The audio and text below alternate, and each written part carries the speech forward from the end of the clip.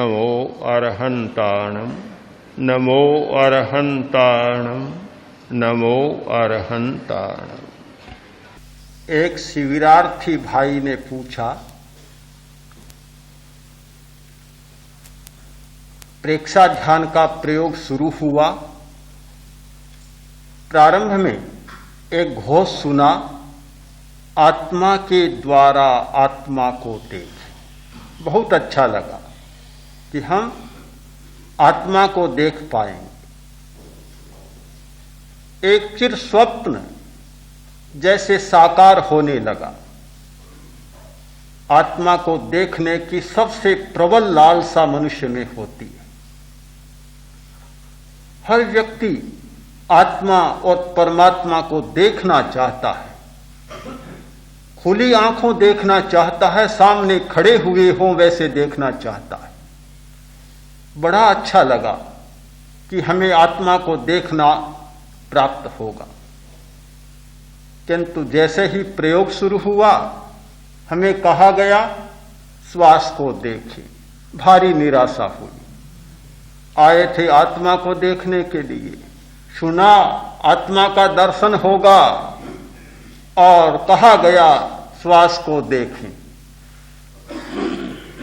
एक स्वप्न तो मीठा सामने आया, किंतु परिणाम कोई दूसरा ही आया।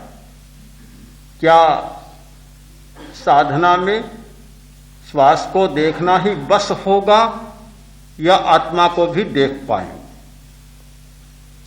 केवल श्वास को ही देखना है तो 10 दिन शिविर में आने की क्या जरूरत थी? ये तो रोज चलता है बेचारा, घर पर ही चलता है। सोते हैं तो भी चलता है, जागते हैं तो भी चलता है, खड़े होते हैं तो भी चलता है, बैठते हैं तो भी चलता है, चलता ही रहता है। श्वास को तो जहां कहीं भी देख लेते।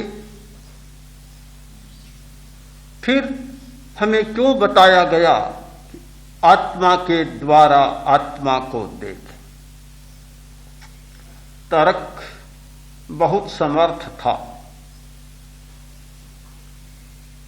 तर्क को तर्क के द्वारा काटा भी जा सकता है। तर्क कितना ही बलवान हो, कोई भी तर्क आज तक दुनिया में ऐसा नहीं हुआ जिसका प्रति तर्क न हो। एक भी तर्क नहीं है कि जिसका कोई दूसरा उल्टा तर्क न हो, विरोधी तर्क न हो। हर तर्क का विरोधी तर्क मिलता है। एक बार सुनते हैं, ऐसा लगता है कि तर्क अकाट्य है।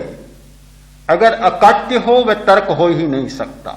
अनुभव अकाट्य हो सकता है, तर्क कभी अकाट्य नहीं हो सकता। तर्क तो बुद्धि का खेल है। जो बुद्धि का खेल है वह अकाट्य कैसे हो सकता है? अनुभव चेतना का परिणाम है, वह अकाट्य हो सकता है। शाश्वत सत्य का स्पर्श होता है अनुभव के साथ। तर्क के साथ कभी शाश्वत सत्य का स्पर्श नहीं होता। मैं तर्क में नहीं उलझा, और इसलिए नहीं उलझा कि कल ही मैंने मेरे आचार्य से सुना था कि तर्क से सच्चाई नहीं मिलती, तो फिर उलझने का सवाल ही नहीं था। मैं 2 क्षण मौन रहा और मैंने कहा, मैं तुम्हारी बात को काटना नहीं चाहता, तर्क के प्रति तर्क प्रस्तुत करना नहीं चाहता, केवल एक कहानी सुनाना चाहता।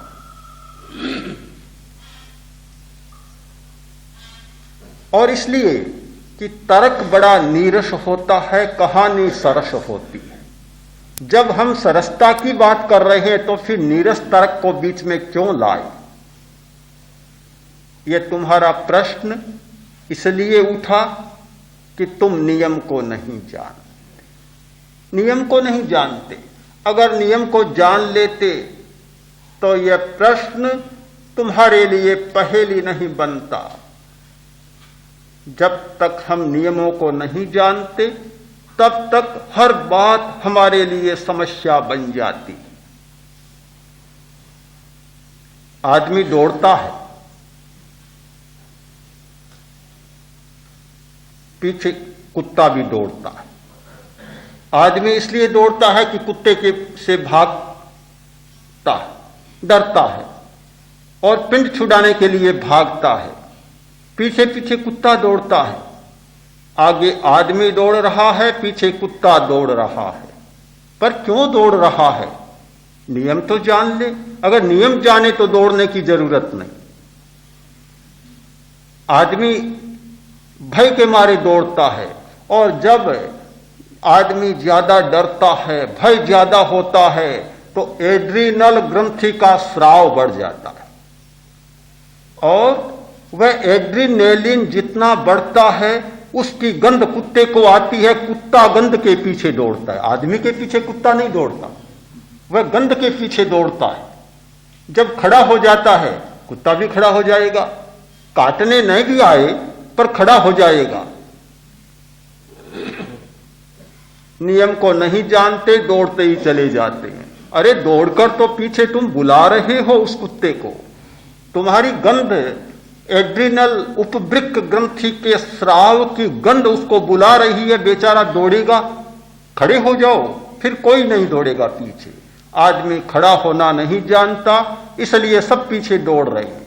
अगर खड़ा होना सीख जाए, जान जाए, तो कोई भी पीछे नहीं दौड़ेगा।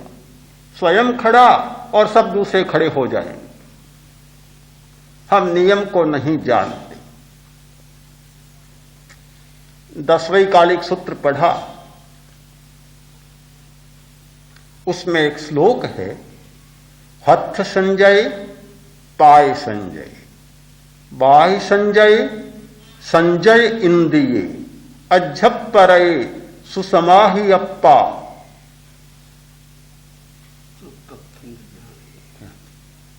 सुतत्थम च बियाणई जय सभिक।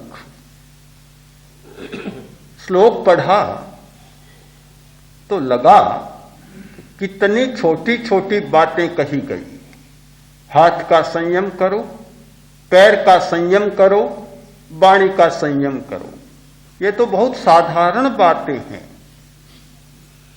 किंतु नियम का पता चला तो लगा कितनी महत्वपूर्ण बातें हैं।